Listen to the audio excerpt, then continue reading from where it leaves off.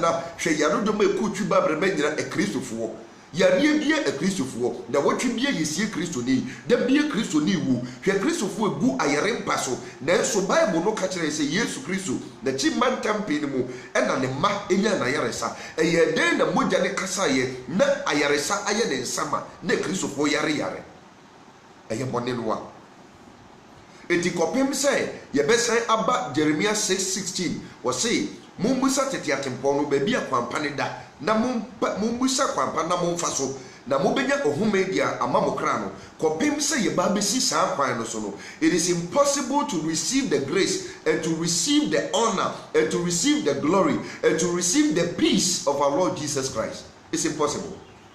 Eti ose wo de kametel se uye bubepa ose na me de metel se bubepa wo firi de eyemu nko a baby a wo firi ba ye no de eyemu nko a no egamambo no ensanom no akohibra no party no enamfosem no armed robbery no pickpocketing.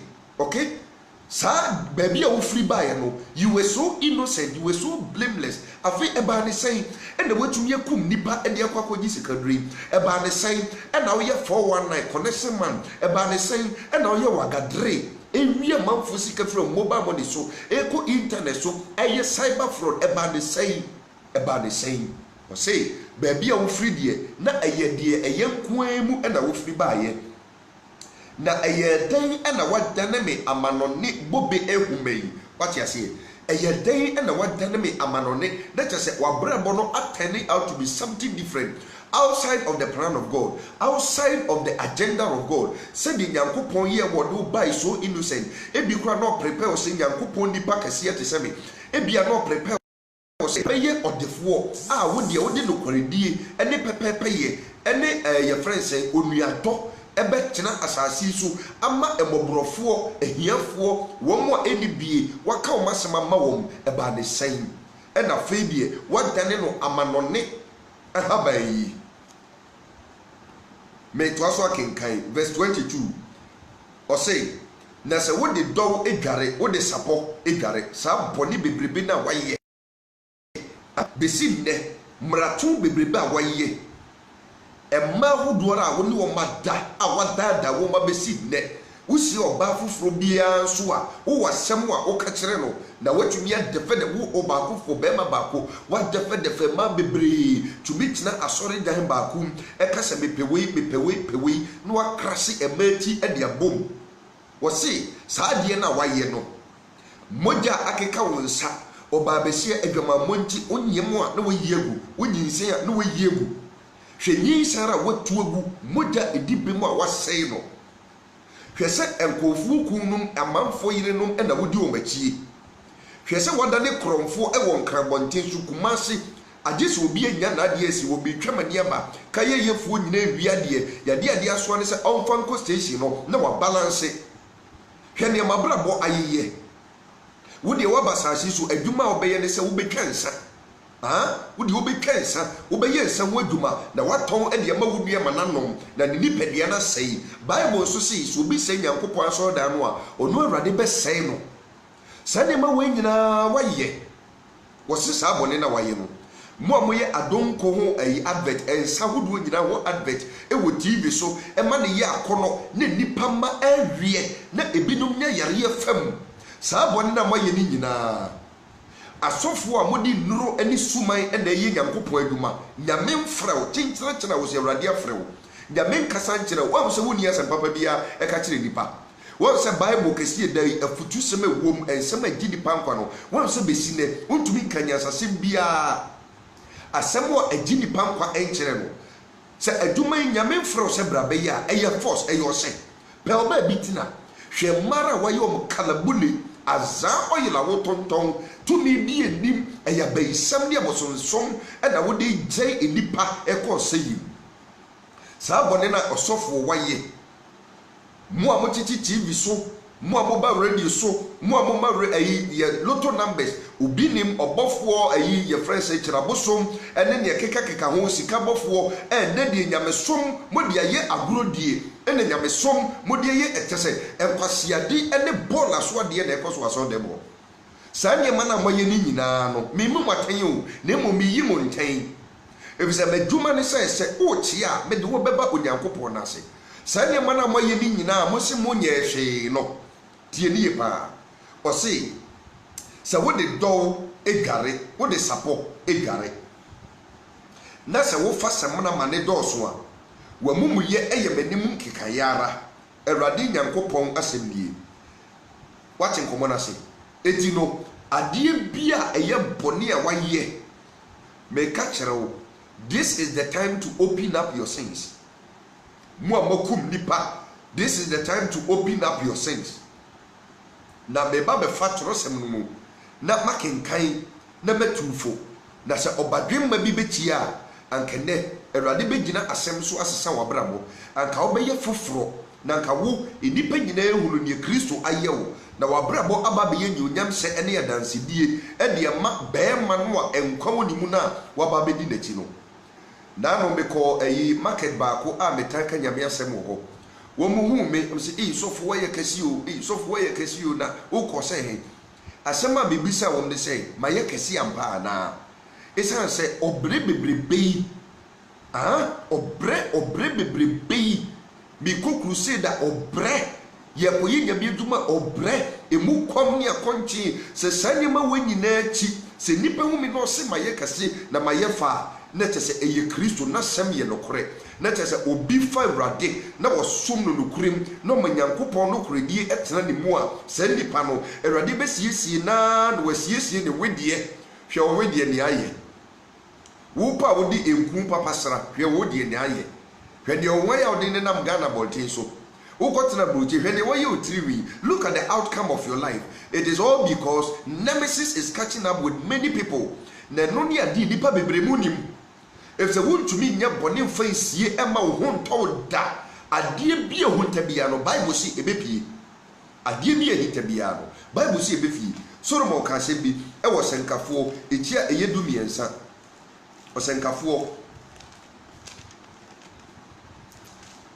12 ɔsenkafoɔ 12 13 to 14 ɔsenkafoɔ 12 13 to 14 Solomon ɛde nabrabɔ ɛbɛkɔ na wiye no ɔka futu sɛm bi wɔ hɔ ɔse asɛm na wiye deɛ yatie nyinaa ɛne sɛ soro Nyankopɔn na di ne mmaransɛm so na yei ne enipa nyinaa asadeɛ na eni yei nyinaa no Nyankopɔn ɛde bɛba atemuom na deɛ ɛhunta nyinaa ɛnsutio deɛ ɛhunta adeɛ a asie nyinaa Onyankopɔn de bɛden ɔde bɛba atemuom papa o bɔne o ubebu so atɛn papa o bɔne o ubebu so atɛn na ɛnada bi ɛkɔ so wɔ Kristo mu ama Kristofo bebree di wɔn ho ato so sɛ woyɛ bɔne na woka wo bɔne kyerɛ Onyankopɔn a bɔne no ɔde bɛkyɛ no korɛ bɔne ne deɛ ɔde bɛkyɛ wo na emu adeɛ ɛsɛ sɛ wo ni sɛ asotwe ne deɛ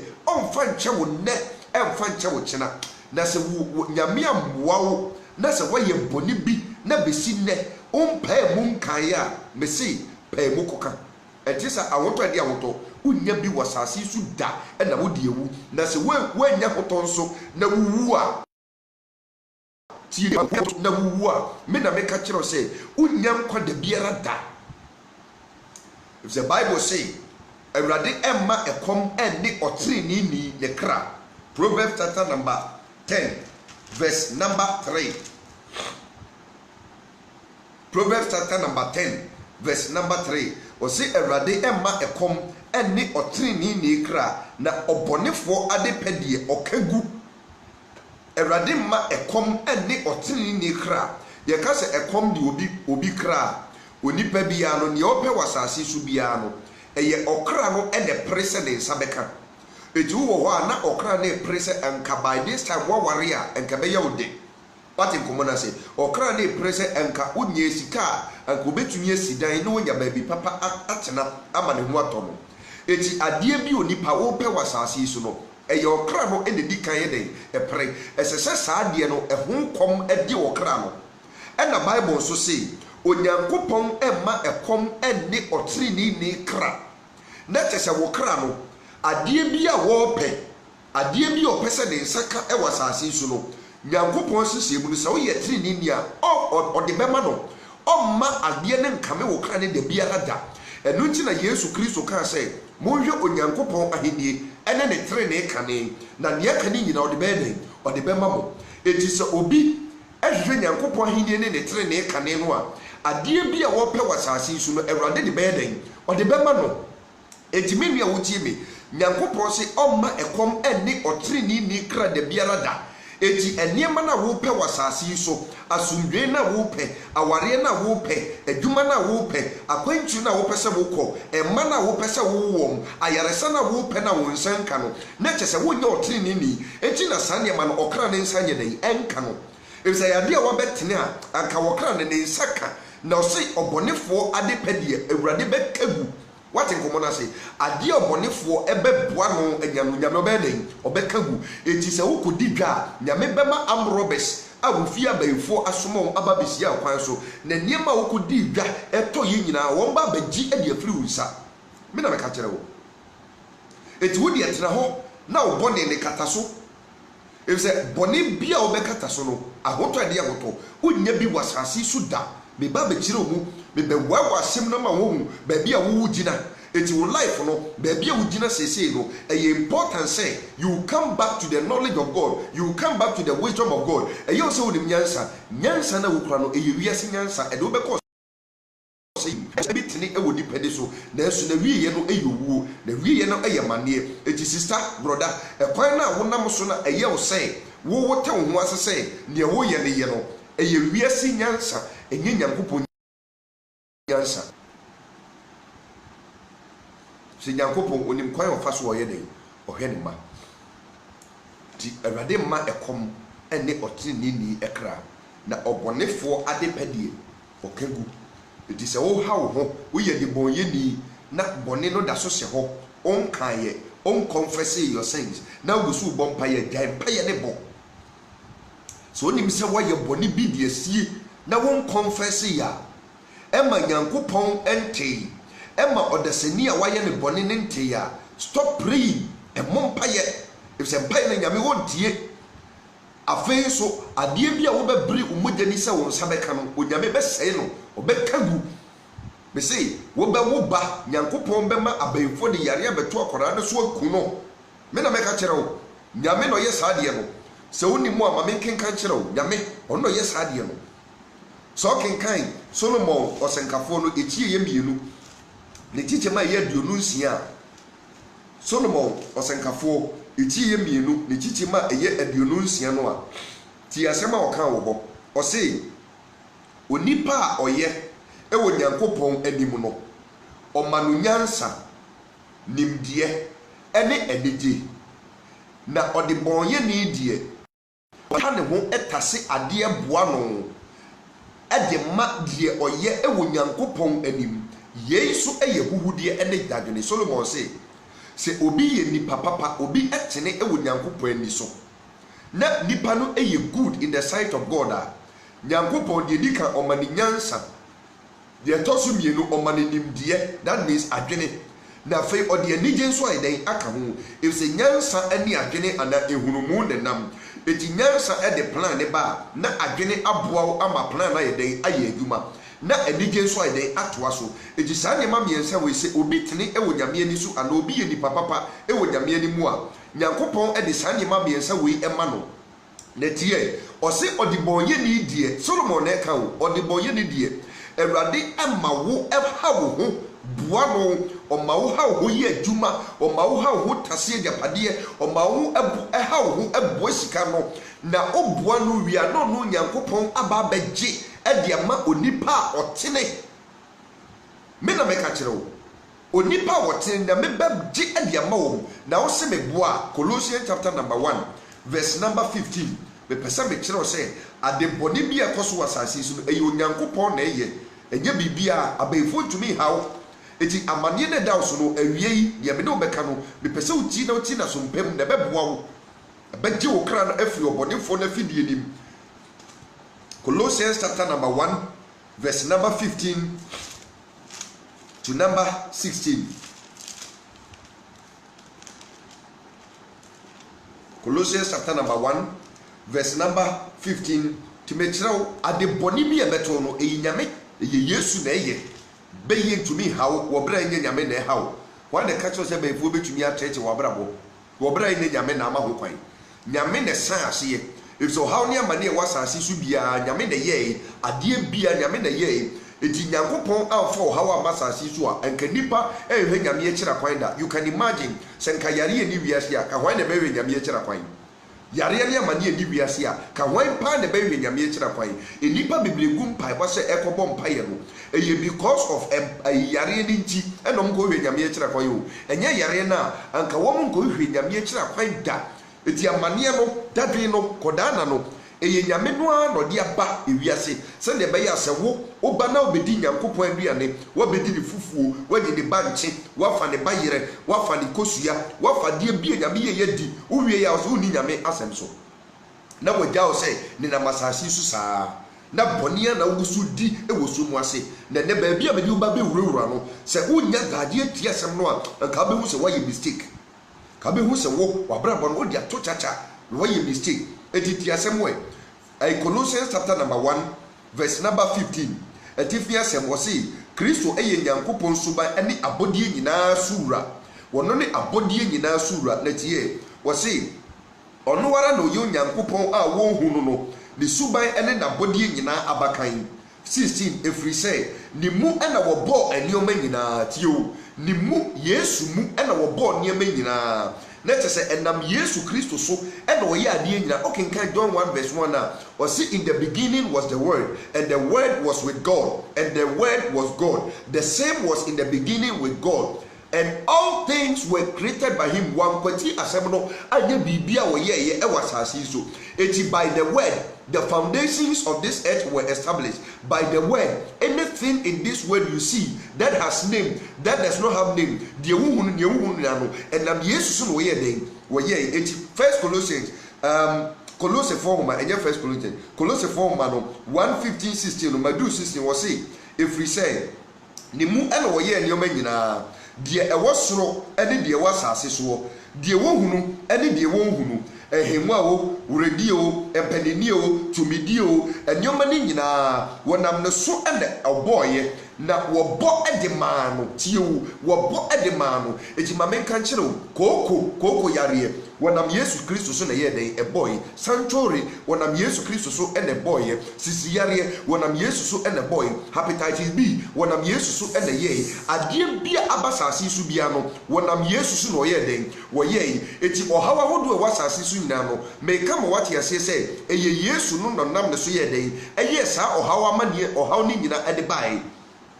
na wɔyɛyɛ sɛdeɛ ɛbɛyɛ a sɛ wo ba na obebu Nyankopɔn asɛm so a wɔde saa nneɛma no bɛtete w'abrabɔ na wɔde adwane atete wɔ atata wɔ akɔpem sɛ wobɛyɛ Onyankopɔn ne kyerɛ kwan eti Psalm chapter number Psalm 89 if I'm not mistaken Psalm 89 verse number 30 I want to be sure yes Psalm 89 verse number 30 to 32 tie Awurade asɛm wɔ se sɛ ne ma agya me mmara na wɔnante matemudie mu sɛ wɔgu mahyɛdeɛ ho fi tie mesi so bio Psalm 89 30 to 30 no say sɛ ne ma agya me mmara na wɔnante matemudie mu sɛ wɔgu mahyɛdeɛ ho fi na wɔnni me mmara nsɛm so no ɛno deɛ mede abaa ɛbɛba bɛtwe wɔn aso wɔn mmarato ho na mede ɔhaw ahodoɔ mɛba bɛtwe wɔn aso wɔn amumuyɛ ho mede ɔhaw ahodoɔ ɛba bɛtwe wɔn aso wɔn amumuyɛ ho etitie nie pa ɔhaw ne amanie ni nyinaa no ɛyɛ na wɔno ɛna ma ɔhaw ne amanie ɛbɛ nipa so eti sɛ woyɛ bɔne na wokata bɔne ne so na wode bɔne ne sie a mepɛ sɛ ɔte aseɛ sɛ ɔhaw a ɛwɔ wiase nyinara yare a ɛwɔ wiase nyinara kaa kwansi a ɛkɔ so nyinara bɔne ɛkɔ so nyinara ɛyɛ Onyankopɔn no a na ɛyɛ saa deɛ no ɛnyɛ honhomɔne o ɛnyɛ baifo o ɛyɛ Nyankopɔn no ankasa na ɛyɛ saa nneɛma no Isaiah 45 verse 7 will tell you the book of Isaiah 45 verse number 7 ɔbɛka no kora ɛwɔ mu ɛde akyerɛw Isaiah chapter number 45 verse number 47 verse number 7 ɔse na me na mebɔ han ɛna mebɔ sum me masumdwei na me ma amane ba me awurade na me ye nyina. Eti these short verses to tell you say bone ne papa nyina onyankopon na eye 1 Samuel chapter 2 verse 6 enso beka kire say onyankopon na ekum ono ne mankwa ono ne ma obi free emfuturu mu no de biesi mapon ma be eti no onyankopon no papa ne bone nyina ono na eye eti sa wo ye bone na wo de sia onyankopon on spare your life the no one komo na me no ba bedie eno nti ye ni kan enkenkan asem bi a Solomon nyansani eka wo Proverbs chapter number 28 verse number 13. Proverbs chapter number 28 verse number 13. Proverbs chapter number 28 verse number 13. Afi ti asem di o say die okata ne bone so no onye yi na die opan muka na ogyan no obehu ni mobo die okata ne bone so no onye promprom na die oka na ogyan no obehu ni mobo. This is a principle a edaho we say Solomon ehunu saadi wi na brabo bebo ye ni nyansa nyame de ma no medika ka tiro say se obi pese ohunu nyansa no efri nyame ho na eba na sa wonsa beka bia agise nyame suro de aba wa brabo mu eto se nyansa mfiti ase ene onyankopon suro eti so obi suro nyame a ade ye frɛ no maraton ne emuye ewudie bone obi ni ho ede afiri mu sura won suro nyame nti ena obi ku odare nachi sura won suro nyame enti ena wutumi kofa obi agapade a eye wodia eta wani ase.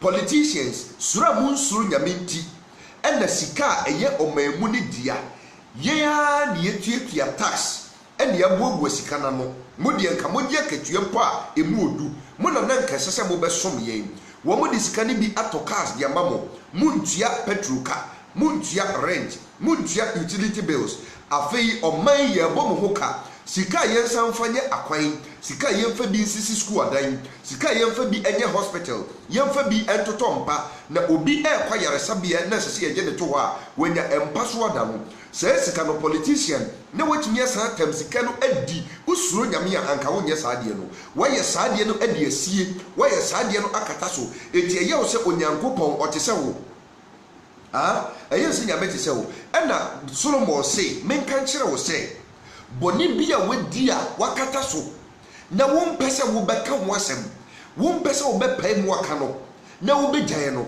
wo se ene menka nkire wo se saa boni na wodi asie fe na obie nim na wonkwa na wonim no wonye yeda eti meba be breaking it down na wohu baabi a wogina ye wo ma bebre wasasi so a aware na emaaye no enye bibia o ebere bi atwam bema bi ba bese ne pe ode ne do nyina ehye ni mu bema no eye ni yie odi ni nanso eduru baabi no woye bone editia bema no wanka ho asem de biara da ena enam saa bone ni sunti aware no amma so ene wono ti asore dem ebompaye se nyankopon hu ni mobo na bema fufuru bi emra me ware no mesi sister weyi nyin se mako 10 ediegu weyi nyin se 7 ediegu ewudie kasiye se waye ediesie wokwa asore ya no weyi nim holy ye kwa awurade didi na wodim onkoka wo boneka onka saa mumuye na wadi no obi kun ena woni ne koda ena wo ba no besi ne akoda ne papa nkorapo umpese obi behu the father of that child ena wakata saa boni ne so adiesie. I'm telling you say until say obepai mu aka na obejai saa boni no ahoto ade ahoto unya bi wasase suda ye wo memba bebre wo ho a ene osoduma bi emu se wo ya enye yi baabi obedu bia no na ohaw edi nachi obema bitumi ka se medie minni ema ho lucky kura ensese wonya oba ho lucky because enye luck e de ko ware what in common say me enye luck na mdinya me yire eyetene ne na mdinya me yire bi kura tene ne mu se twe bi kura nyankopɔ se twe eti tene ne ko twe me yire e de breme It is a woman's minister of Mame, a Bribiano, a Yonkofa Papa, or Doda Yentem, or Boami Amanyami to Manikoso, and Kanokra making, and Yinyame and the training by, and Yatran and the training by, may catch or say, and Kawo baby and Wagana ha, will bet to me a Gilani Quenchi, what brother Nim say, there is danger in speaking the truth. When you stand for the truth, your life is at risk in this country. Kobabian will make that Nikunechi. What Bomechi don't be above Sydney. Ninti Dabia Mijamenaso. Nyankopon po dia dance say we your bar wo shame dine e wade nyinam e ye tene ne ne kwotwe ne bai manya boni bi amfa dia wo ba bi ansie da biara da wache komo na say ba wo abranche wusi so hwemma wa yo mo bone a wo tie so dem a wo bompa ese Nyankopon hu mobo saa boni ni nyina make kura bono e bi kura emre bi etwam wo ni ga bi konyi nseye e ma wo dwane gya no ababa wa nanka wasi so nanka onim se wo ba be ware no woni se ne dwane gya ababa wa no ababa wa ne maame ne papa pam ne frifie wo mo ye na yakayaka de wo dwane ba be senkran wo dwane akosi kumase wo dwane akosi Cape Coast wo dwane akosi Kofodua wherever you are hiding yourself and na wo de saa de na sie. You don't want anybody to know. After obafu from bana oja hokwa eye saa de na wo ye no eno na pam ma na de every chain. You are wicked, you are evil. So what you need dada oba baako e de na sim be bi wo ho a oba bi bana kwan mu a oba no wo sika sen no na wa fanya nsakwan so age oba yisem sika nyina di odre no na sika ne san na wo di oba na de esi ho. Mema ni bebre agigi ma afri so ne akosi nkonko so no wo di omho no. Na saade na waye na wodi esi na wo mpese obeka wo bone de kire urade na Nyankopon hu mo bono eye so ho betawo wo nto wo wodi osaso bibie mo a enye yi. If the Bible no say so obi ye bone no kata so a se nipa no onya hoto de biara da eti mu a maware emema maware he eye se sikasem na aye basade ye bibi me be kire wade ye eti se wonim se waye bone de etie wo yira ko ne kopa ne chewo ko bie so ye wo memma bebre wo ho me ya warefo a wa fa ne yire chi besinne onka nkere ne yire no bonsam so nim se tinie pa wo bonsam asem wo ni mo ahomone wo mo ni mo se de Nyankopon nim na sema watwere no sa na sunsum wiase nso no demons ni nim asem bi o Nyankopon akato ho Nyankopon akato ho se so nipa ba asasi so na obeye bone na bone no wampai mu anka na wanu no ho na yamfa bone na nche no a ade ahoto yedie onye ye wasase so demons ni nim sa asem wi. Proverbs 28:13 no demons ni nim eno na wo magina so ade ma mumu bebre akọ afiase eti many of you no spiritually no you've been sentenced to prison ye democrat no akọ akotutu afiase because mudi for e wasanse buwe ho mudi for one wo yire netie wo girl wo fa wo yire chi ye nchew eti ne wo eye wo say wonya wọ́n sẹ́ ní ẹ̀ma sáṣẹ́ ẹ̀jẹ̀ nsẹ̀mú wọ́n sẹ́ òsì kàṣẹ́ mú nyẹ yìí bí o wọ́n sẹ́ ẹ̀nyọ̀nyama bọ̀ wọ́n sẹ́ àfi yàrá aba wọ́n sẹ́ wọ́n nyẹ yàrá wọ̀ bẹ́ẹ̀ mẹ́mu ẹ̀bẹ́ẹ̀ dẹ́ na wọ́n tún yà kàkyerẹ́ wọ̀ yẹrẹ sẹ́ o kọ̀ fa wọ̀ bá foforọ ẹ̀wọ̀ n'ekyi ẹ̀na wọ́n sá kaa saa yàrá mu na mẹ́ sẹ́ wọ́n yẹ bẹ́ẹ̀ ma na wọ́n tie mẹ́ na wọ́n fa wọ̀ yẹrẹ ekyi na ẹ̀nẹ́ wọ́n ntumi nkankyerɛ besi nɛ nkankyerɛ wọ̀ baa no a mẹ́ sẹ́ gyina Nyankopɔn asɛm wɔ yi so ɛnɛ no wɔ gye ebere o. And then the da will be to be a Ghanaian don't cry. Said never went here. Said never went here. Mamma can't tell me, obey to me a baby hoffel. Obey to me a candy open. That's a went here a manian bar. Won't go on our best one. Me, swabby. Share. Tea, a semi Solomon Kaye. If you say a semi the mecano, a yan sampan, the radina so a catero. If the Abia or money or Yariana Dawson, and no and the Yawa Yarasa. Say a dear won't call Pemwaka bonnie yet in the pana we yet a bonnie noir. A many pana whom mobile who say a woo and oh yes I did not be a cabin motor. It is Solomon say men can't say Solomon a mebusem itia a year and crony teacher ma a yedu miruno. Was since Uhunu Yansa Uhunufa. That's a woody fawa won't corner and a obesuya. Tio was say a summer maker a Yansa sem.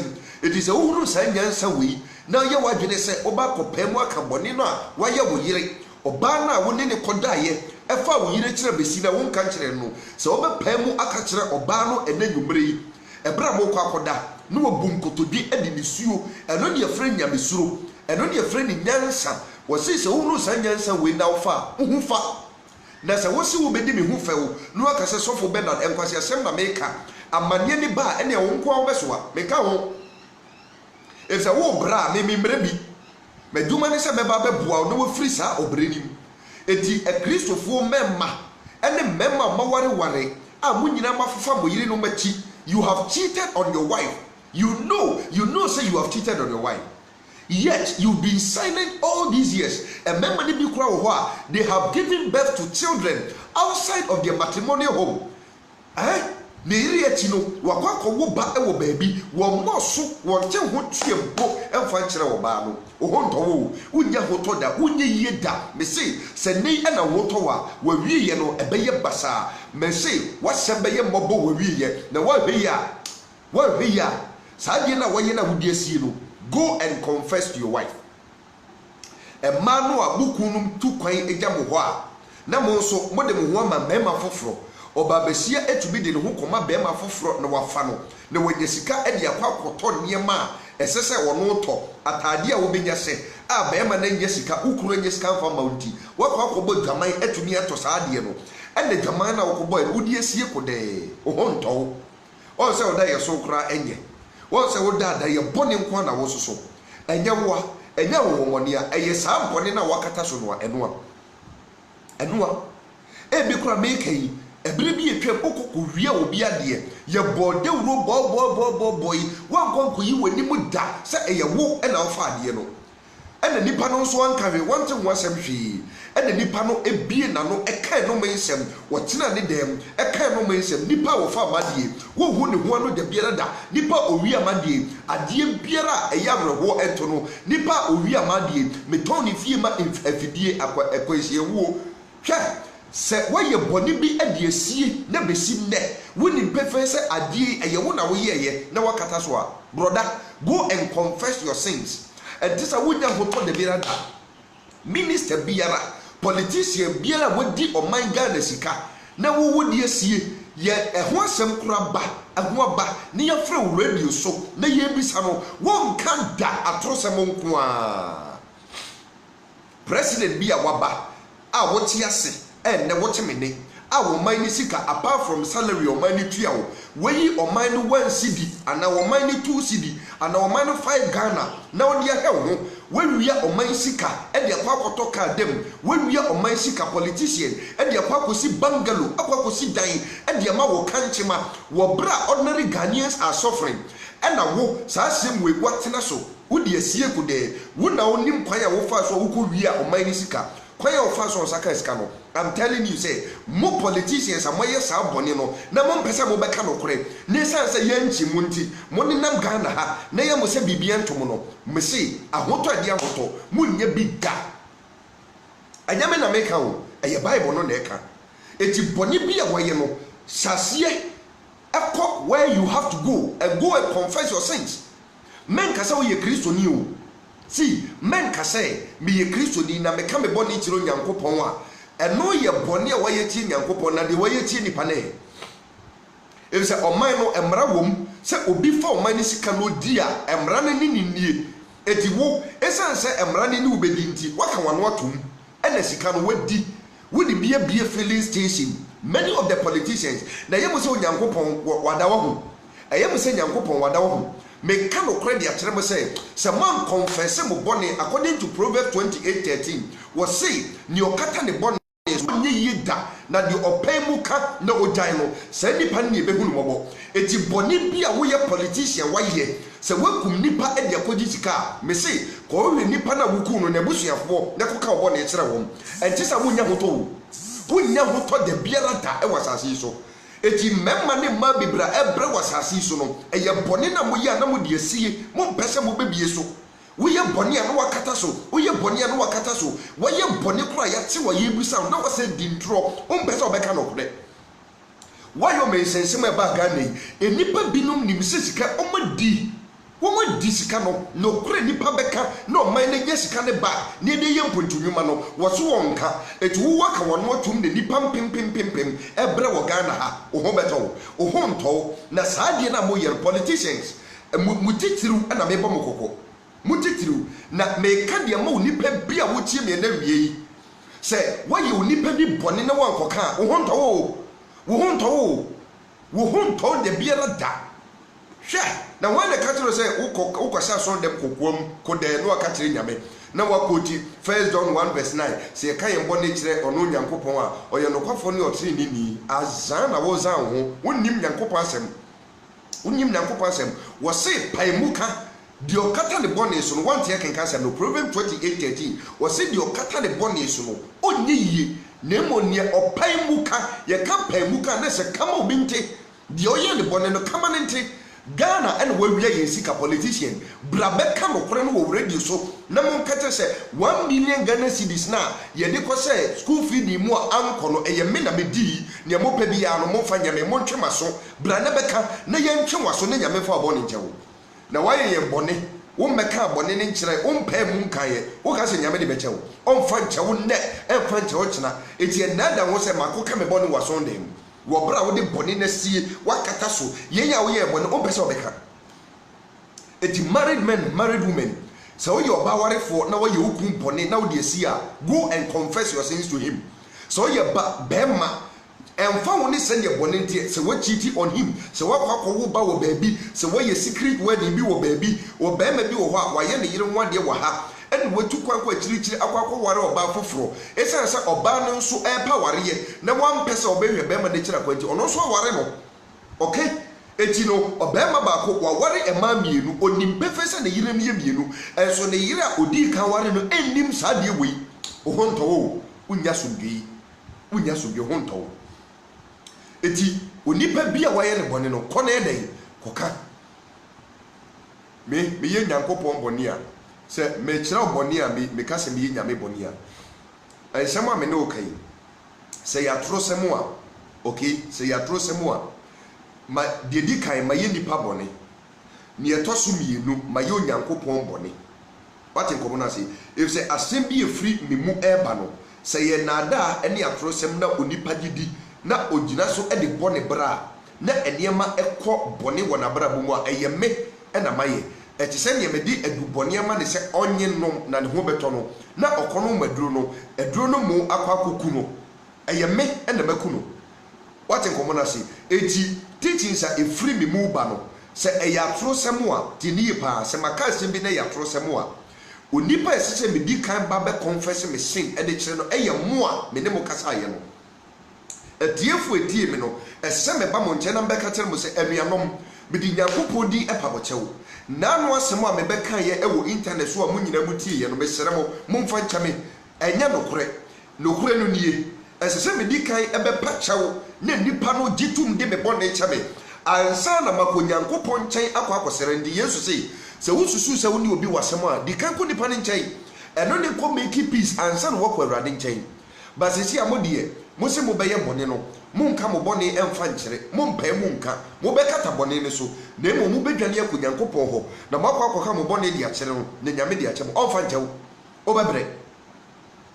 obebre it is a when you say gay bi ene wadwane akɔsɛ nkran ya sanko koda wo di kyere busua ne sɛ ye wo na onyi sɛ no gay ya kana no mo sem bia sɛ ye wo a wo so sɛ ye wo a ezu ni befe sɛ ye wo a wama oba bi akwakoye abortion ebere bi etwam ama wo ba no na wodie asɛe wo nso a wo nware no ɛna wo gyina nkran kumase egyina mpaebɔse sere se nyankopɔn ma wo yere obodam Proverbs 28:30 ɔse ne okata ne bɔne nsu no onye yi na ne ɔpan bu ka no wono na Kristo bɛden ebehu ne mɔbɔ eti no se woyɛ bɔne bi a go and confess. It is dangerous to cover. I'm telling you, it is very dangerous to cover your sins. Becky, good day. Memo Wakwaba, welcome. It is very dangerous, say you cover your sins. Why you born now this year? Shegelia wunyin say so many years ago. Gay can say a yawu and a wunyin say no. What's it there be that and your what? What's it there be that? na there be the knowing very well say eye wo na wo yes adie no. Proverbs 28:13 say neo kata ne bone so no, he who conceals his sin will not prosper, but he who confesses it neo pemuka no jai no ye be no mobo enti bra sa wo pese ho to wa emfam paibo enwowo ho.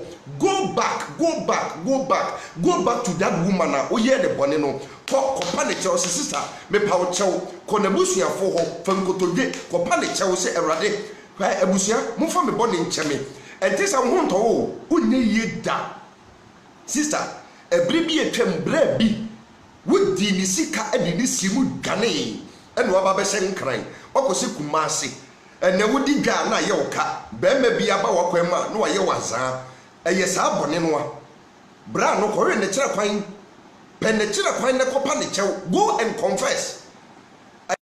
You can go and sin and cover your sins, then you come back to the house of God. Oh Father, forgive me. Bible says ye kay mbon ne kire wo wo ye trini wo ya boa wo boa don't deceive yourself.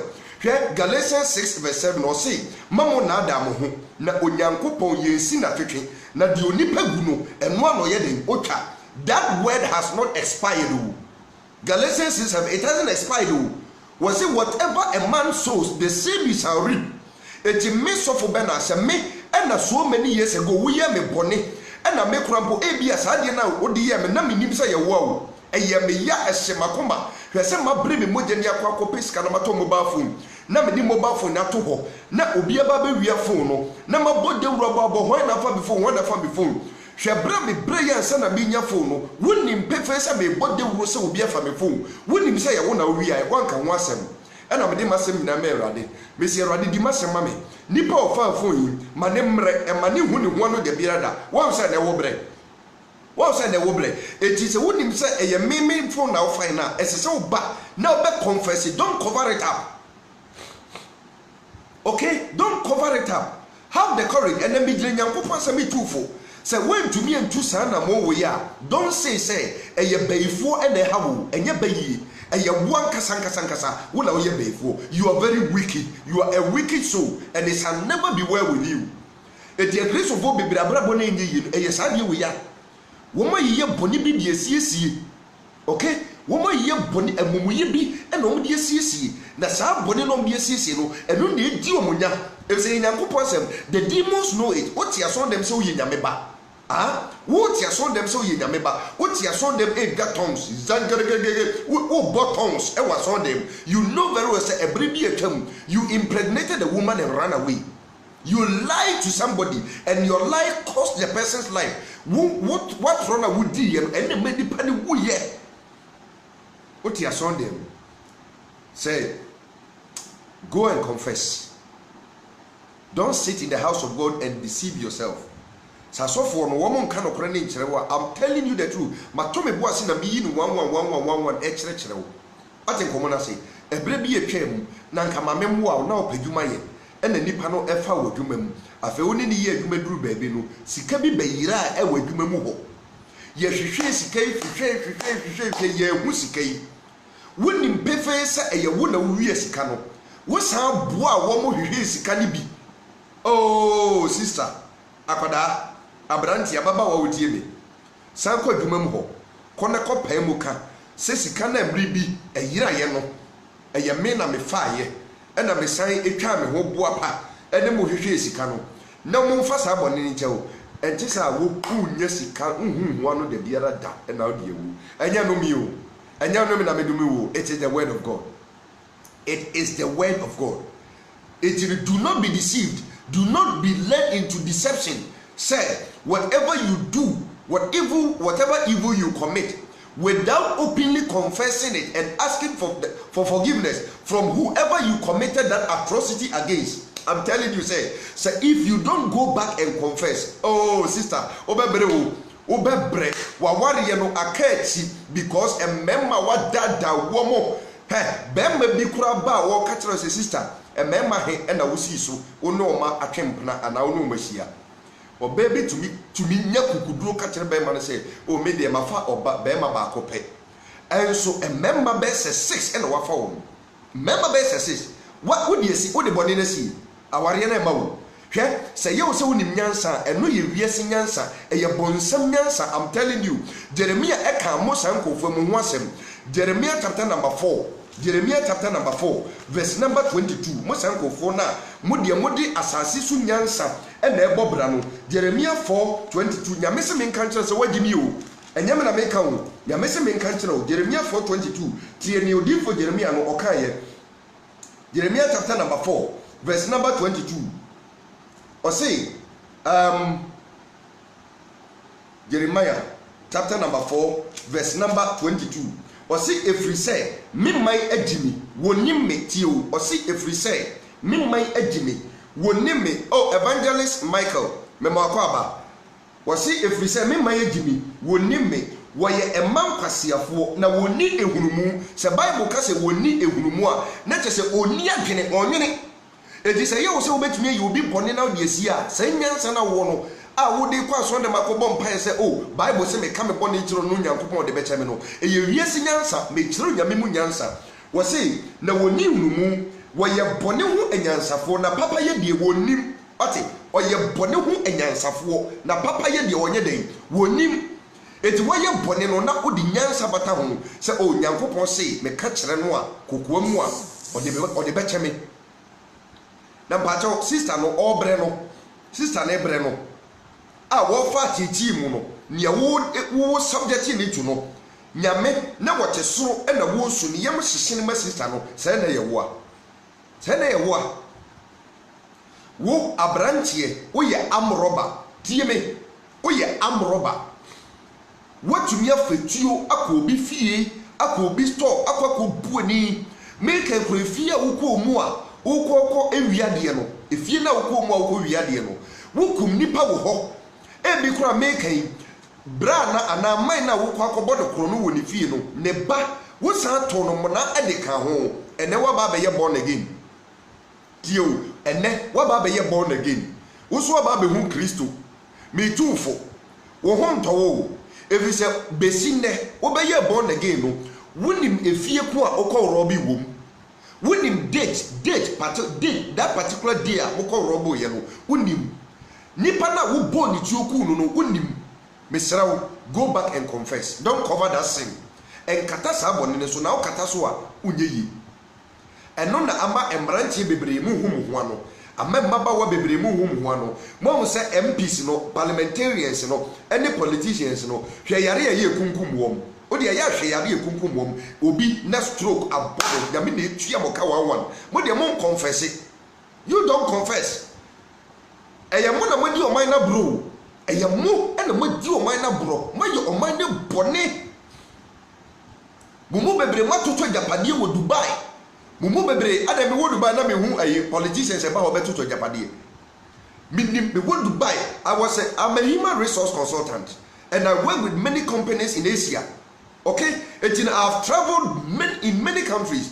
Minim Ghanaian politicians and they bought properties worth millions of Ghana cedis in Dubai, especially in Abu Dhabi, in Asia.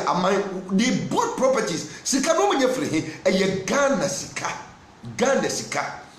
It was some baby wuwa. Yare boni obeko yesi wo hepatitis. Obeko yesi wo stroke. Obeko yesi ya chese. Yare boni kwa na etutumo. Nyame na etua moka wo. Nyame na etua moka. Eti se wo pese wo wi ye no. Okọ ni yie dia. Ene na ye wo se ohoto wo. Ene tie nie pa. Ene sa boni na waye na wakata so no. Ene na ye wo se ohoto wo. Na mamenka sembia Job ekaye Job 24:23-25. Hiyo 24 obi beka se saade na meye no kra me da so meti ase boni bia nto ne tie se waye bone na me se kona kopa mu kana so woni se enei asetena a wotie no o haw bia ema so boni bia ma so a tie ne Job eka Job 24 verse number 23 to number 24. Or say, Oma watena ho jojo. Oma watena ho jojo. Boni bia wadia. Amanie bi meto no. Onyankopon say, Obemo watena ho jojo.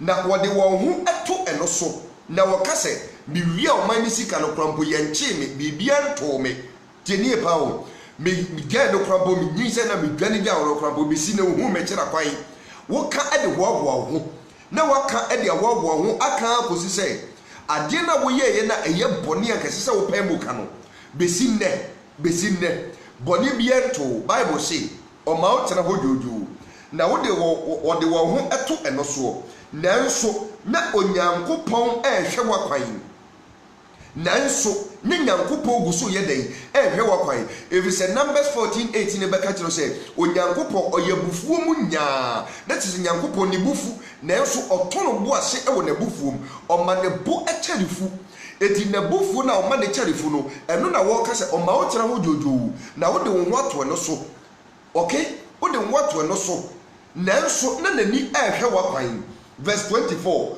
wɔsi oduru deɛ korɔn ɛnso kakra bi pɛ na wɔni hɔ wɔgyaa mu na wɔsie wɔn sɛ enipa nyinaa na wɔtwitwa wɔn sɛ ayuo ɛmɛtem eti wɔtwitwa wɔn asinisini sɛ ayuo mɛtem eti whatever sin you have committed, see, if you have offended somebody in the past and you have not confessed nipa no mpo onim sɛ ɛyɛ wo ɛna woyɛ saa bɔne no wo sister yi a wohwɛ me a wɔyɛ wɔnim to a wohwɛ me na wie no wadamfo paa ɛyɛ wo ɛna wogyi ne kun firi ne nsa wo ne ne kun da wadamfo ne nim sɛ ne kun wo ne ne da wo sɔre a na wasan ne wadamfo ne sere wo ne ne to nsa didi. I'm telling you, it shall never be well with you. Confess to confess your sins to your friend. Confess to your friend. Ni kunu nyesika no wache mienu no de fa brewo. Wo sorry an wo san kwa kosi aso dem say wo penyankopon enimu adom na waware. Are you mad?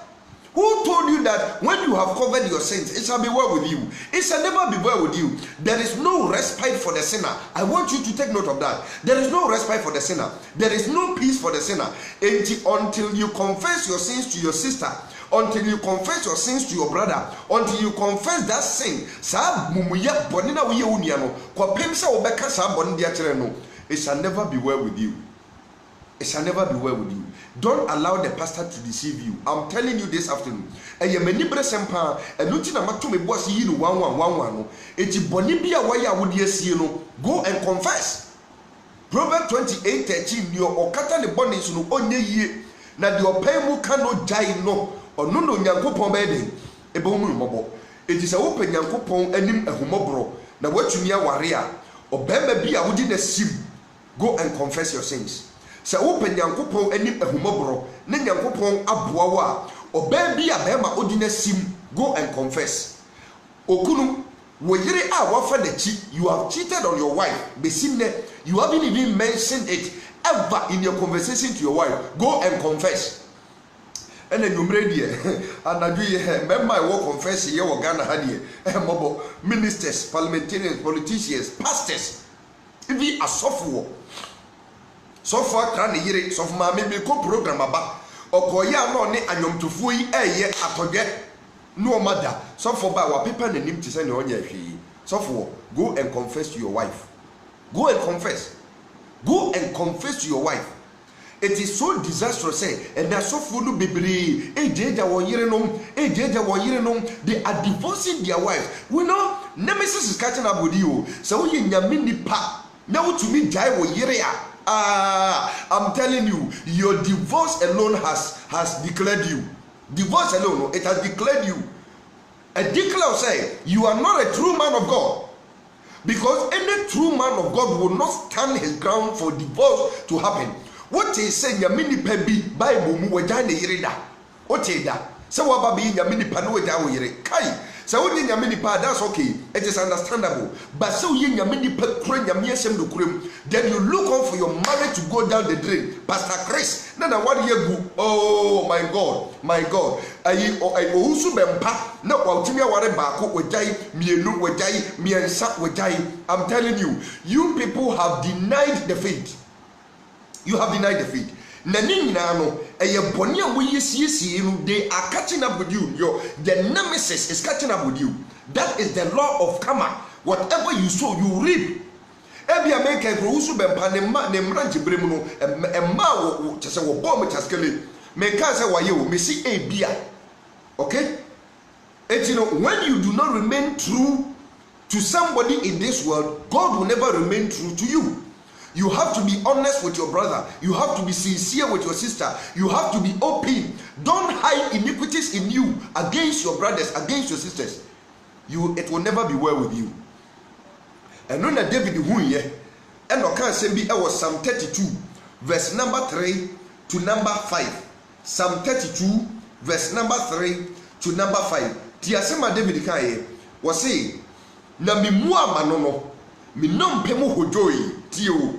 Na mi mua manono me ka manutu mbra me ye bone no mi dompe emu ahodoyi me si enipa bebre yare abade da omoso mo nampa bose no eduabo nipa bebre wako obi ku hu ene abodidua wako obi yire hu ene yaka eno me nsem de ato no so hu anu nyina eye no he abranchi a wotin kra bontin so kumase bontin so magazine aboso kan cycle wo ya pickpocketing. Hwe kwaya wo fa so style wo fa so a wodi yi obi phone efiri ne bag him wodi yi obi sika efiri ne sika ai ne bottom me kai be se 15 years ago enkrambonte so obi peke me a yamiya na me koso do me nipa no a eji say ya wo na o peke me, you can imagine the outcome of your life. See we you etino. I'm telling you, say, and no David who no say, me mua man, me ye bonia me kama no tum, na ma open up, man ka bonia me ye no anchiri ni pa me ye no bonino, me nom pemo hodwe. I became sick. I want to read the English version for you. I want to read the English version. The book of Psalms.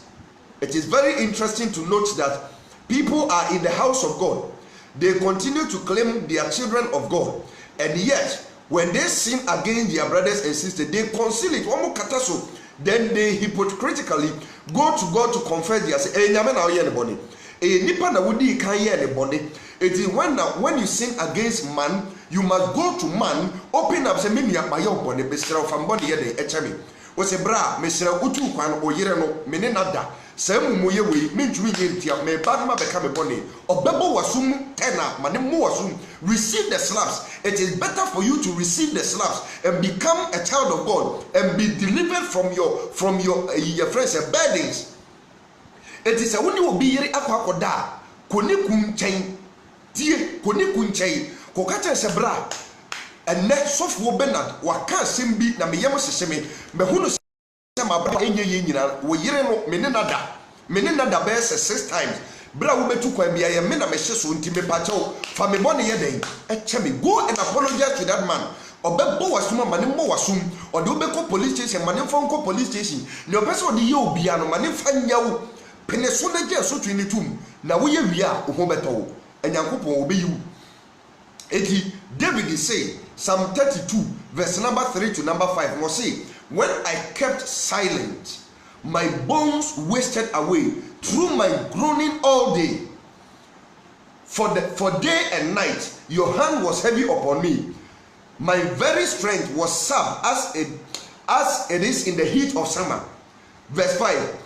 Then I acknowledged my sin to you and did not cover up my iniquity. I said, I will confess my transgressions to the Lord, and you forgave the guilt of my sin. Make it guy pino. David who said we. David ohui. It was say. Na me mua manono. Me non pemu hodwe. Na mapini siya misi ne dano nyina enti. Na ewiani anado. Wonsa eye mesuduru. Mimu nsuo twen.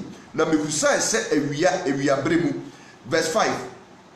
Na me kame kire me ho say. Na me kame bone me kire o. Na mankora me mumu yeso. Na me kan say me ka me mra to ma kire urade wo na wo de me bone ene me musuo eye den e che me. It is when you sin against somebody, you confess to that person. You don't cover the sin up and go to God to ask for forgiveness. Are you wrong? Are you wrong? It may so for Bernard say my you be bonia e say me ko na me kopa nipa ne chewo. I have to open up. I have to confess. Ne nipa de me bone che me. Se nipa ne de che me a Ewurade so de be che me. ɔse sɛ ne yɛakyekyere no wɔ asase yi so no ne yɛakyekyere no wɔ soro. Ɛti sɛ yɛmfiri asase yi so amfa nkyɛwo a na wokora nipa a woyɛ ne bɔne gei a woyɛ ne bɔne no bɛsi nɛ ne namba koraa wadeleti wablɔke bɛsi nɛ ɔfrɛ kora wɔ nyawo ɛbɛyɛ dɛn na ho atɔ ɛbɛyɛ dɛn na ho atɔ bra ho ntɔ wo sister ho ntɔ wo. This is the truth. Don't run away from it. Never run away from this simple truth. James chapter number 5. Yakubu nso ka asɛm bi wɔ hɔ. James chapter number 5 verse number 16. James chapter number 5 verse number 16 tie. Mo abo pa yaresa no mutie. Ɔsɛ monkeka mo mfomsoɔ ɛnkyerɛ mo ho na monyiyi empaye ɛmɛma mo ho na wasamo yadeɛ. Mo yare na mo yare bebrebe na mo tete mpaebɔ ase no ɛyɛ bɔne na mo ayɛ nipa no mo gum mpaebɔ na se nyina ɛyɛ bɔne. Me na me ka kyerɛ mo ɛyɛ bɔne. Woni obi ko akɔda wanya nemu yare wakɔfa gɛ wabɔ gamai wanya nemu yare ɛyɛ bɔne no a yare bia da so bia ɛyɛ bɔne no a obi wɔ hɔ a wakɔkɔ wi obi adeɛ na wabɔ ne dua ɛna yare nya no ɔde yare kwankwa to no so. Obi wɔ hɔ a wakɔka ne nua ho asɛm agu ne ho fi yayaya ɛna nipa na dome no ɛyɛ no a go and confess your sins. Free mpaebɔ na se ne kɔpɛ confession bi ka nipa na wayɛ ne bɔne no kɔne kɔka wo bɔne kyerɛ no wokɔka wo bɔne kyerɛ no a wo ho bɛtɔ yare no wo ho bɛtɔ. Eti Yakubu se mɛka kyerɛ sɛ mo a mo yare na mo ne nam mpaebɔ se a you have conceived mo ne why you be body ne siw mu ɛbɛn na wonya hotɔ. It was say the secret to your healing sɛ wopɛ sɛ wonya wayaresa it will be a wayare emfie bebree na wopa yaresa na ɔnam mpaebɔ se na ɔnam adiifoɔ so nyame se menka nkyerɛ sɛ monkeka mo mfomsoɔ nkyerɛ mo ho na moyi empaye ma mo ho na wasamo yadeɛ. Onipa trene ade sere a emu yɛ den no etumi eniema bebree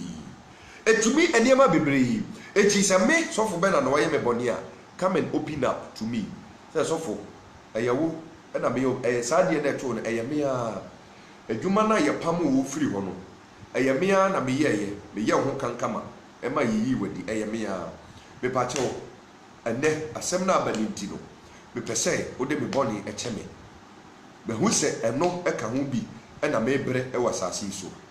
Sɛ wunya yɛ ne saa I'm telling you say me kura wayɛ bɔne ɛbɛyɛ me ya nanso ɛnyɛ den a makɔyi Nyankopɔn bɛn me de bɛkyɛw binya ne kyɛw sei pɛ na masere sɛ afei wɔ haw bi ɛda wo so no Kristo onyi mfiri so wobɛyɛ sɛ Kristo bɛtie wobɛyi afiri so na wobɛyɛ ɔde hyeɛ. Montɔ no kuro wei na ma montɔ. Eti politicians, it's about time you confessed your crimes and your sins to the whole world. Mua mukum your friend is saying Captain Mahama sojani na omusi na bo ekuni yayaya menkai abusua yawo ewo denkyira oboase no.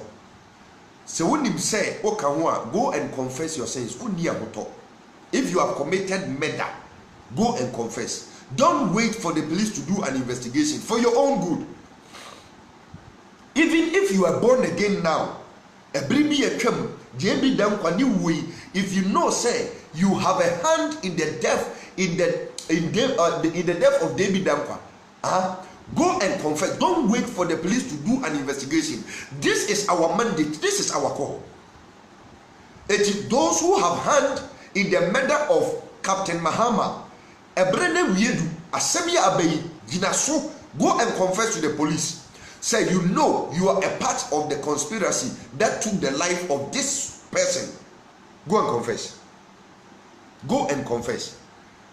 Why you me se wonim se sika na o man ni tuama wo no enya kwampa so eno mtuama wo and you want to justify it because there are loopholes in the human laws. Emrana ya chichiro every human law bia no there are loopholes. You will get a lawyer to come and defend the very law that has been broken, that has been violated. But what you mean, if you know very well, say, Sikano, a say, one for Kwampaso in confess your sins, you will be free. You will be free. Otherwise, you will never have peace. If say because of Unti Nipa Bebrigana for Bebri Abre. Ghana fo bibrabre. Dr. Nia, you knew say out of negligence, your carelessness during the surgery, during the operation, at the theater hall, because I was not there, because the family of the deceased was not there, you know say it was your mistake. The ethics of your profession, you could not uphold it. It has landed into the death of an individual. When an investigation was conducted, you decided to cover up the truth because you alone was there. But you know very well, say you did not uphold the ethics of your profession. And not the many go and confess your sins. Otherwise, you'll be hunted by God. You will be hunted by God. I'm going to read to you the book of Jeremiah, chapter number 2, verse number 19. And you know, if you are a doctor and you know very well, say you are the reason somebody died at the hospital, and an investigation, an inquiry was run, and then you lied to cover your carelessness. It is time for you to go and confess. You have the record of the patient who passed on. Look in the folder, call the family, know their whereabouts, go and confess your sins to them. Otherwise, Mr. Doctor, you will never find peace on this earth. Thou sayest the Lord, not I will. Thou sayest the Lord. Go and confess to that family. I'm telling you, go and confess to that family. Police officer, you know very well, say this person you prosecuted was innocent. Police officer, you know. Mr. Prosecutor, you know. You have allowed an innocent person to be sentenced to prison.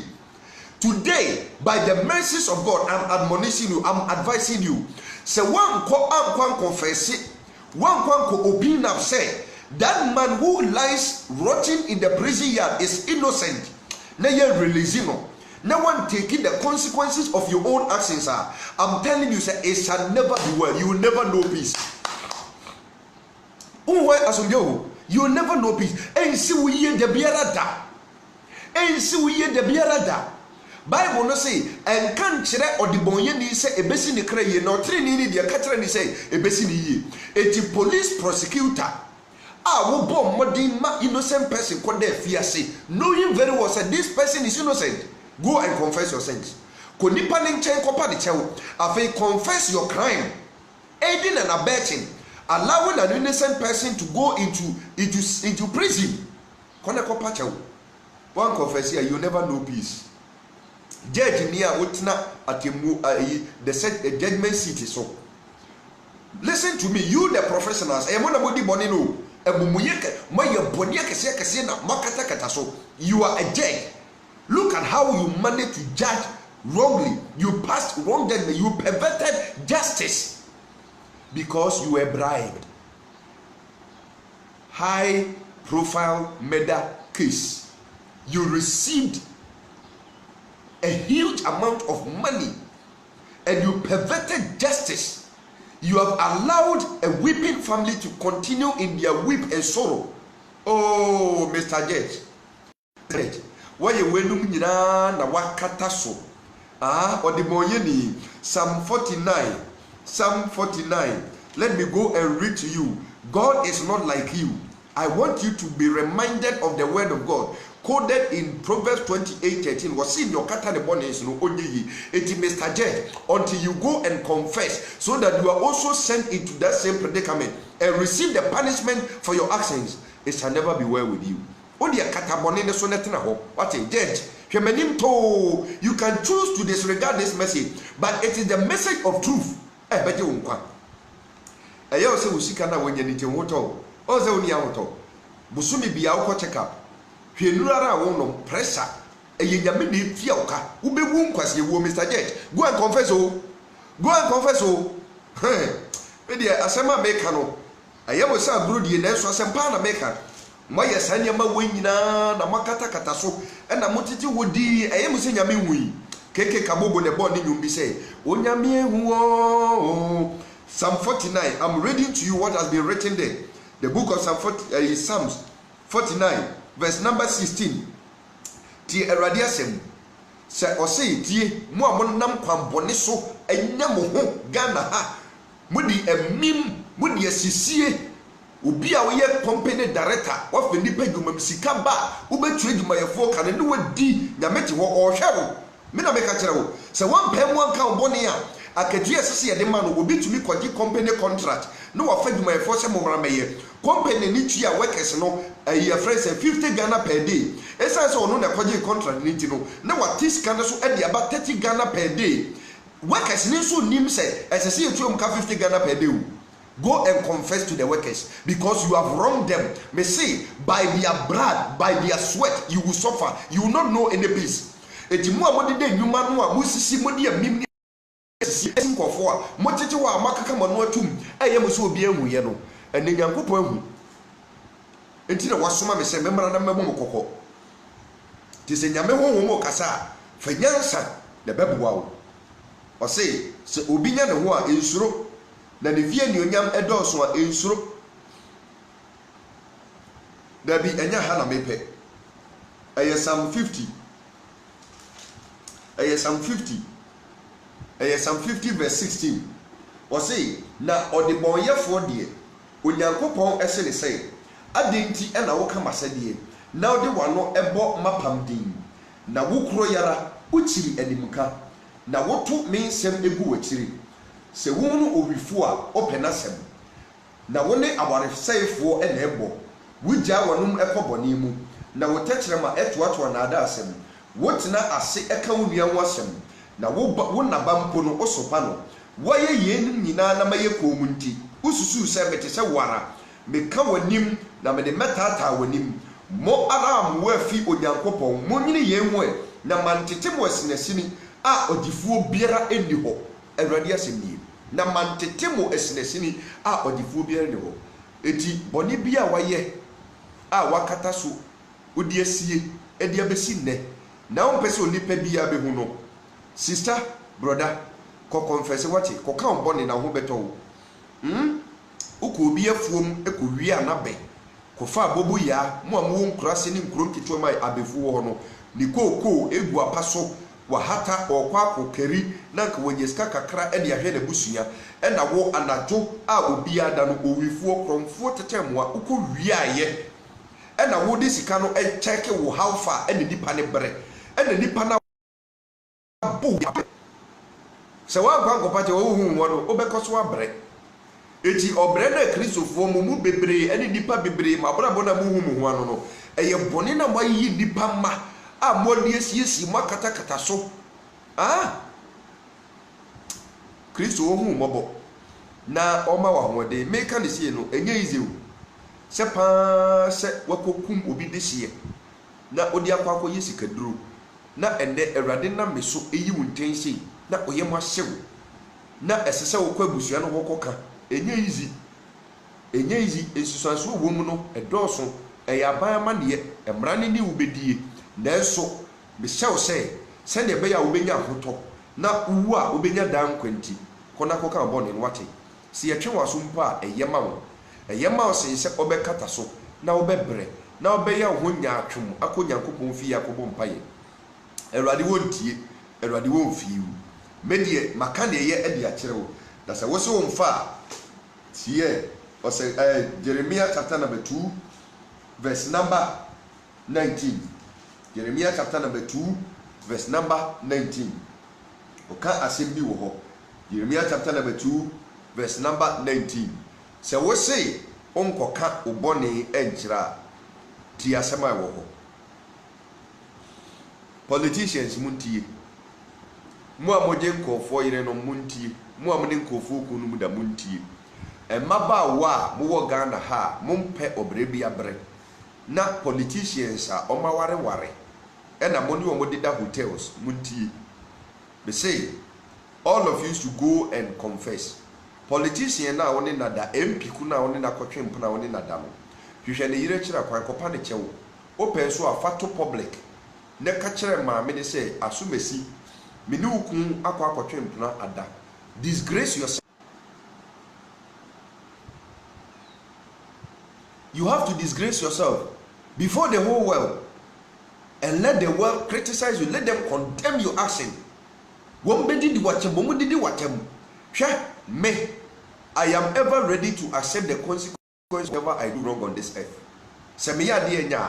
I am ever ready to face the consequences.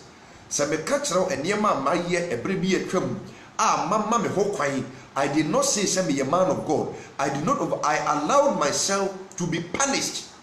I am telling you from experience. I allowed my say my yard as police chimia, me mamma who quite Emma police chimney. Mumusa me yere obeka kyerɛ wo.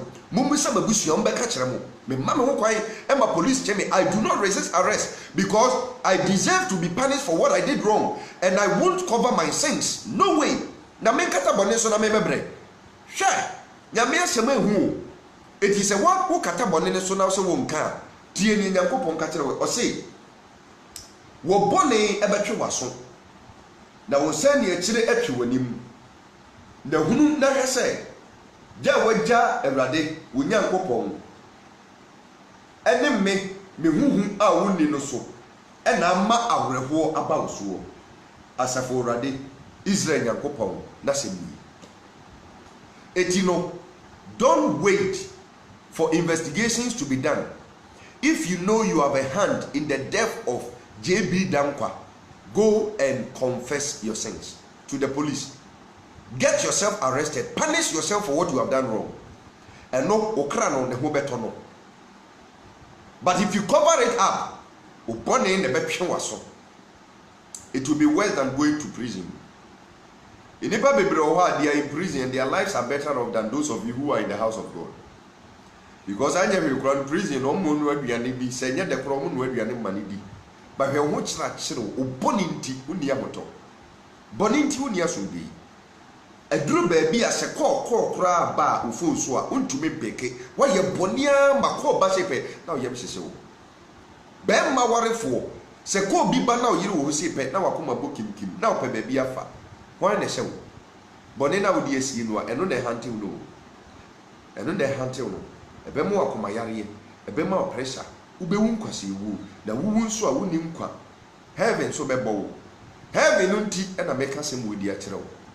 If you say Unyankopɔn emma ekom enne otiri ni kra de biara da. Eno ti de wayɛ bɔne no. Ontie. JB Dankwa death no me repeat it. Se unim se uka ho bia, go and confess your sins. Don't wait for investigations to reach you. Those who murdered Captain Mahama, go and confess. Munko confess it. Den kyerabo asefo. Nyonim papa no wanyɛ no ɛyɛ bɔne ɛde ma no. Unim se asomasi ka ho bi. Now the neighbor set kukwam no protecting one. The obone boye ni ma ne ye bone ne ye kan the boye fo ho. Wo se ni kutupa, wo se ni semuden e wo bone ho. Erade mfa ho nche wo. Kristo betua wo so ka. Be ma mane aba wo so. Wo akɔwi obi board ye ne wan hunu nipa no bo dua ɔkan no mensem. Eye ne ye na komemu no aka asɛm bi a edi wunya. Go and confess. Wo akɔwi obi abe, go and confess. Wo akɔto abayewa bi mona you know the girl, you need say you were masked. Who said Kakamo to be and now the co-rape no, but you know the girl you offended. Go and confess your sins to that lady. Go and confess to that family. You impregnated her without a reason. You left her to suffer the consequences of that action, that reckless act. Go and confess your sins. Otherwise, you will not know any peace. This is the time of confessing. Go and confess to the woman you cheated. Go and confess to the man you cheated. Go and confess to the person you stole from. Boss, go and confess to the woman you knew say you did everything possible to sabotage her effort at the office. You did all you could so that the person could be dismissed and expelled from the business. Go and confess. Businessman, you killed somebody to go and get money for that business. Go and confess. Offer sikana wanya wabusuanim unim se obi na okokum no usika na sika duro and then Michelle said go and confess your sins so that you'll be free. There is no respite for the sinner until you confess. Confessing, positive confessing. This is what God is looking out for. The time has come for people to confess their sins. Judges begin to confess your sins. Lawyers begin to confess your sins. Pastors begin to confess your sins. Kalabuleni azar momra bonti mekasa eya trosam oye unutumi bi enim eya bosomsam. Come out and confess your sins because there will be no peace for you. There will be no peace for you until you confess.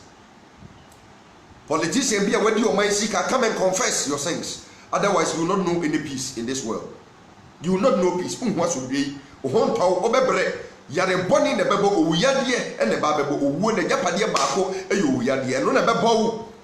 Come and confess your sins before it is too late. Whoever you are, if you are a wife, confess yours. If you are a husband, confess yours. Teacher for amotu nkwara mo na mo ne nkwara da ayenche mo.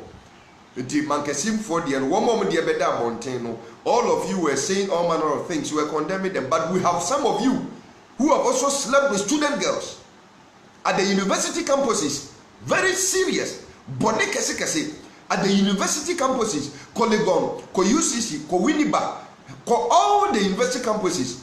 Lecturers need be any mandate that so that they will award them grades and marks. All this you have done in secret. It is time for you to confess. So we a lecturer now need akwada da. Now one man marks. Now we discredited those who worked hard. People toiled day and night. They wrote quizzes. They wrote end of sem examination, and you failed them. You have referred some of them simply because they refused to have a fling with you. Go and confess your sins. Lecturers who are doing that, deans of offices, go and confess your sins. Me bomo koko, I would Christo mu. Say bonibia wa yenu, go and confess. It's you, the lecturers who are sleeping with students on campus and awarding them grades and giving them all kinds of records that they do not deserve. It is time to confess your sins. Now, so once we are baba wa now we university campus, we are won't share their family to fall to beji. Now we corner lecture ni wada and no and now A B plus A B plus. You don't even learn lectures in kwampo wonko and yet at the end of the semester you get A's. Those grades. Confess your sins, sister. And this usuku na wuko nyina at the end of the day, we say a private ni wo depend so na nso na wiye eyowuo. Sa kwan na wafa so na nya kwampa wo be wu nkase wo. Sister, wo be se wabrabo and wa condemn no. It is a upie no way kura. Don't go and blame witches because on the university campus you gave yourself to lecturers and awarded yourself marks, illegitimate marks. Marks anya wodia. You got it. You got it. Everywhere evil is being perpetrated and they are being covered. It is time for that student to go and confess. Go and confess. Oba what ya warena say you know why you cannot give birth. You know. Unim dientia untumi nwo. Won kwa na unim unkan kire be man unim. Unim papa. Uhwemanim to ebre na wie du se wobeka wo bona dia kire be man. Ebre so na mo ko for lab tester. Now na ko doctor wo nim no ho. Ahead of time no akwa akoye deal. Na doctor na cover up. Doctors are more cover up evil for people. It's about time you begin to confess. Doctors need be why you know the fathers of these children, yet you allow other men to take responsibility for them. And you are covering the report. You are it's not truth. You are covering it up. You've hidden it in your closet. What they are told will draw them the one lock it. And you are keeping an important truth from someone. And then doctors ni nurses ni bebre mabua ema inipa binom ahwe illegitimate enkwara nyomoma enkwara nyomoma Ghana ebiasi mo amotwa sene anyomtofo amwo Ghana producers ayi woman bi otonyom eba me nchen ode ne nyom be kire me senka bia hwese benya producer e de amano a na oba na kosama o kan se obi opese o produce nyum ni bia no wo se agese one nada one na nanso a wo mo de ne kwa kofa baabi occult secret wo mo kwa kwaje moa e wo baabi na enyom na tumi asele. Many of you musicians, gospel artists am wo abonte ho am oto no mo na mo se mo oto nyum no me de me modin o banyankopon hu okay enye madwuma no nyame hu e na wo so wonim se kwan ya wo fa so a wo ye enyom no enye kwampa. Come out and confess. And no no baby or ding no say ya afi aye nipa nyina de ne nipa etie na de omo ko say yim now di nya osika no. Go out and confess. Come out and confess. Time for confessing. This is the season of confessing, moment of confessing. Adie bia why you come and confess. Okay, If you know you have a hand in the murder of somebody, go and confess. If you know you are the reason somebody's marriage got broken, go and confess. If you know you are the reason somebody's child lost his life, go and confess. If you are a doctor and you know that you are the reason why a family member, a relative died so mysteriously, go and confess. If you know that you are the reason why your husband is not progressing because you are a witch, confess your sins. It is time for confession. That's how confess here. Christu ubehu mabo. Uhobeto hey me da na mada me wasumdwe me wasumdwe papa me wasumdwe e bibien wa asasi so woni wo wasumdwe a wotumi nye bibien ho oba ba ko pe hwe wo nsensem a ode wo Ghana ha aburochiri a wo kotena hwe kwan a wo fa so ode kotena aburochiri kwan a wo fa so a woti aburochiri wonim se woni girl foforo hye ho wo bra wo yire ewo ha ene woye di na wo hye ho wo so a wo nka afei na niema ginsem wo aburochiri ho a wo frɛ yan ka kire se ayi sofo aya na wa kan ye mpaebom efisesi ade niema mo ye din di amaye aburochiri ha wakwa akotena aburochiri oyire wo Ghana ha twempra wo aburochiri esan se wo ba ni wo obehu nti no unya sika nkwasiade ema na wo sponsor wom ema na wo sponsor wom unya sika ema wo yire ponim unya sika enyema kesiye phone sakesiye laptop sakesiye na wo sponsor wo girlfriend wo yire so ti Ghana ha wo yire ti Ghana ha bre na kasa ho beto uhu wano wa brochire wo emema mo ne ema ware wo ahano mo a mukoduru abrochire mukonye ema a mugya wo mechira kwan emma mukodu aburotra mo so muyi mukunu maye hwe akatua 1 Peter 4:17 2 Peter 4:17 wo se ebre na wiedu so onyankopon de atemmuo besase afiri ono akasa ne fi sa atemmuo ni gira homa asotwe nyame o bone fache na so asotwe fache de wonim you know, you alone know whom you need to confess to. You alone know why you have to go and confess. It is a wabrabo ni ya and then me pesa wotenase na odwindwen wabrabo no sese bua konta 30 years now 40 years now ebi kura wo di 70 years wo betena aban mu o man sika nko na wo de enreche wo ho wo atenase ne sese abrabo no se woni nipa adini ya se woni nipa adini ye dia enhyira no na se woni nipa adini ye dia then you have a lot of confessions to make. Go and make it. Go and make it. If say wo confess here eno ansa na ohawa onyankopon de abeto so no ebe free so mudi mumu bi ma no asem na yi ka ade amamo mumu bi ma brabo na yi ohaw no de amamo enye nyame eye mo amusu ban sakoko sori anopa na osase se okwa didi a utumi didi a wo kono na otuni 911111 afi bedru baby ube se ne 9 ba ko fa ahoma.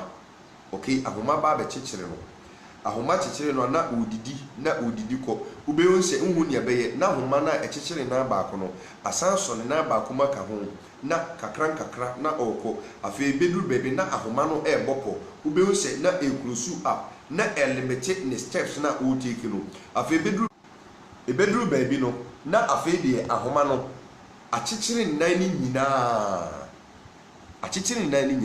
afi otu ni nan ya edu. The question is na de ahoma ne kochichire ne nan ayame ne omienu ana dabi ayono ana na montu edi mo ankasa ma na montu ene de ohaw na ba abesua mu edi mpaimo na mo ko bebrebe no munyai na sofo no ene mo hunya mfaso dodo munyai mpaimo no obi ni mo na mo nam no munyai na mo jimijimi dodo ade obi ni mo mo de bebo opambo ho na monam no tirabosum ho na monam no munyai sampaibɔ ne anointing oil ene abura mu nso agyadan na omase forever obafo mu a mo ne no mo so pempaibɔ pemwa no wo mu ni mwa bia no de amamu o mo de aboa mu de wo se oye sika bɔfo no de mo mfa bags emra no kan sika adinji na on load sika ne bi mu na account no ntra ne vie nwen ne bombo da bra adentina on kaji scan ka adentina offering bonus ya so dem hono wonu a emfa ne santu non free sika mani megum na osan ka kire msa mo meto offering da be na mo besu nyansa Some pipe no munyai, obi ni mo pipe munyai. Se mo gyae some pipe no na mo tena sese mo abrabom, ehwa abrabom boni amobɔ, boniera madi sese mo confess na mo hotomo a. Me sin ka some kwasiafo no wo munya ska biu. Eye mo na mo munya ska wasase so. Eti ensem na some mo asem na mo di wason dem wo ha Ghana ha, obofo obi nim, ekirabosom, opambo, ejadan, ene ne keka ho a mo titiji bi so a, wo mo nka hu, wo mo nka kwaje sem kiramo, a mo gimi enti mo da so te bonim, we mo ho atomo. Mo ho atomo.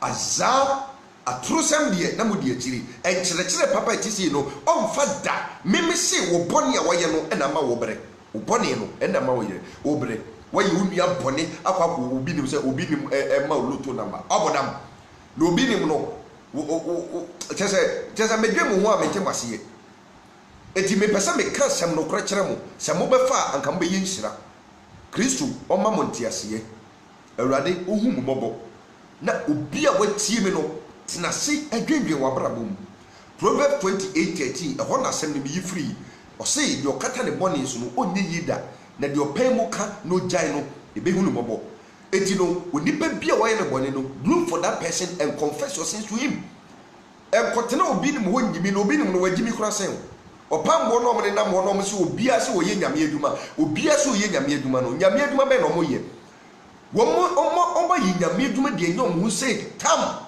wugini enti da bia ye koso gi musika wa bre wo mogya ne enye sika kakra na ode akwa akoma opambo ode akoma obofo ode akwa akoma obinim ode akwa akoma ayi ejadan ode akwa akoma ejankuto ode akwa akoma tese asofo ya mebubo ndi tese mentime momdi omabu ka ne be ko mo de nkafa ko malam ho me na me ka kire kafa ko malam ho ne wo se wo sombo sompreko na de omo ye no abosonsom kramfa ne ho me mpai bode say Kristo be bie wani me dem say asem wa me kai enipa bebrebe ka mo asem de akyere me because omo aka say omo ye boa Kristo omo a na tena se check your life bibi nko ya check your life check abraba wo check your life tena se na check your life eno na ma wo bre wo wa brabo na wo bo no eno na ma wo bre ye bibia check your life very well.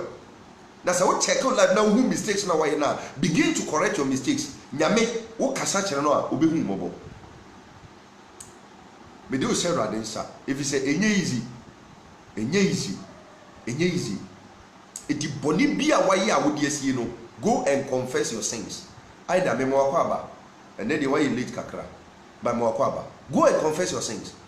Eti mo a mu chinchi obi nim so koto sticker, koto papa, koto somdie, koto ayi. Say, be able to. Are you people mad? Peter say, sa asofui, woman na mosu ebinya moho say tam ampa. Aduma be no be ni ya Ghana ho awanya no say tam. Ayamo amusika, oyo. Emergency card, and a regular, ne VIP, bako 50 Ghana, bako 100 Ghana. It is a that will nipa 100, ekopeke 100 Ghana. Your friend say, look at the number of people. When you be better, look at it. Instead of fighting, check your life, check wabrabo. Check wabrabo. Wow, obi kunya woji na wo ko obi nim wo so obi nim wo no. Obi nim no, se nyankopon afrana ka wo hunu say, what you obi ku achi, kontufo. Mo ko gigi loto na mete bra boni mo pese nyame hirihira mo. What kind of lifestyle is that? Eti onipa bia waye ne bone no, I'm telling you, go and confess. Se wan kwa confess ya wo honto wo da bra girl na wo dini si mu a wo dwane akwese nkran no me sei kona kopa ne chewo enye wo dwen se wo beto wo bra wa dad obi wo promise na ware e bi kura brochire no kura wo kono girl na dini sika support wo na wo koye wo koduru wa. Look at what you have done. Look at just how you have mistreated the lady. Na wo fisa wo beto na enema chere so eye din na mawa na wetwa call wo na onim odifo wo na onim prophet prophet asumasi prophet banza prophet jimmy prophet tintinto na wa frɛ no say prophet me prophet me one man prophet me ten kadia na me giga the ten kadia na say bebie wo ama me jimmy oje prophet ka na bebie wo ama Unyame Yesu Kristo ba no bebie wo ama wo prophet na bebie wo ama wo abodam papa suenyansa na wagimi dodo odifo ntumi moa wo na afre prophet ise de enema mu aye star enti no mam ya kwankyere utiri so ne wapampa so ɛyɛ sɛ nyankopɔn akwankyere ne wo ma ne monyɛfo wo ho ɛyɛ sɛ brabe ya wo bia no ne nyankopɔn ahyira wo ɛne yɛde kyekye nsɔn dɛm hɔ hwɛ nipa di obi nim akyi hwɛ nipa di ɔbɔfo akyi hwɛ nipa di ɔpambo akyi hwɛ nipa di nkutu akyi hwɛ nipa kyɛ sɛ ɛnkwasiasɛm na yɛ mo dan kwadeɛ mo nwene ho me say sɛ wabrabɔ no enko yi a check your life ebia na wayɛ obi bɔne ɛne nipa na bɔ dua wadome ho enti wo nam hɔ no woyɛ nnome ba go and confess your sins ebia edwa na woyi a na egu eduma bia ya no waboka no wano ukodidi obi atem ene hye nipa no no dome ho wo ka asɛm didi no to ne ho mpe ene hye no go and confess. I'm telling you, go and confess. If you don't go and confess, obebre wo me na me ka kire wo Ghana hadi fo na mo didi o machi no ho a se sofo to me sa sofo nyina achim watena se atumofo asofo nyina achim watena se amama hu se braboni a wo bebo no nyankopon wontumi nhyira wo na wo mpaebo eye achiwode wo nyame animu a ankanye ne se mwata musika de akoma nkwasiafo diifo binom amoma didi amoma totoka asesisi adan eblofo nipa so wo Ghana ha no kanye no eti no boni bia waya wodi asie no Proverbs 28:13 say the okata ne boni so no onye yeda na the opemu kai no eka no jai no yebehu no mobo eti da wo be confess your sins no that is the day you be free. Don't chase Obinim because he is stupid. Don't chase Obofo, he is stupid. I am not insulting their personality. I am attacking the Omo Yeno because kwaje free mumma. Kwaje free mumma. Eti sa obadwe maybe atie me na. Me pese wo a wotena se now check your life. What na say check your life. Hwe entroni azara wedi wasasi so. Ubankran young man hwe connection deals a obeye ade enye nokore Goro boys passport ade 5 cedis so say 20 cedis want to me anka nokore da hwe wabrabo hwe wabrabo pickpocket hwe wabrabo okay etino don't blame anybody for your predicament. It is you and yourself eyewa eti mi wie no na me bebo mpaye asero nyankopon moborohunu edi amam efise mumu bebre mu difo e wasade we hu na me sero nyankopon se omba makukuduro a mo betumi agina na sem we so edi etu anamon na mema amafa mere no machi anagi ya mo sase mumu nkotodi sweetheart sase su no ba ne hunu sei ade na wo ye no enye na wo mpese obekọ saate bia nim efise the more a wo kata so a wo mpese obi ya behu no the more a obekọ so aye eti se wo pese otumi jai boni no a wo ye ewudie no bebrebe eti na me ka kire mo amakogigi sikaduru ewo busua hodo mu se onim se usika no eyi sikaduru a go and confess, you will be free. Go and confess, you will be free. Di pakoma modi ni moja ekoji sika no mo honto mo ena de ehu kura ne se odi sika ni bi emma obusuani mani kudi a wasa ano because a cursed money, evil money, blood money and now the amano it wa hawom go and confess your sins and be free. You save a whole lot of people. Radia sumbi anyone tina me di acheche no aba na wiye mo a sisia na mo ba no mesere say mo sa ko back esema nyame afa me so ka wo mu no ehu eti ko ne kotie na Kristo minim say obefa asemi so asiesie na yare ya da so no wasama wo odifo ntumi nsawo eyawrade na ye yare safo ono pe eno betumi asawo yare me sofo be na metumi nsawo yare ma ne yeye what in common say it is a mekase metumi asawo yare a enyeyi eno ti mesrew Kristo mumru hu meditumfo say monko na monko tie asem no na monye ne yefo na ewrade obesem anyunyam ewrade nka ho ewrade moa wo ewrade hyewden omo akukuduru a wo betumi edi akwakọ ka wo bone edi ache nipa odi aye no mi koyi asem a meketwa to ne say pe Bible believing church ne fa ho yeden esem haida bomodi asem wi ese pa obefrɛ me wo WhatsApp ne ni nkomo why bomodi a eti kɔpɛ Bible Believing Church na fa wo yɛ den ehyem na yɛn prepare wo mind na bɔ abrabɔ papa na wo ho bɛtɔ wo na wobɛnya somdwe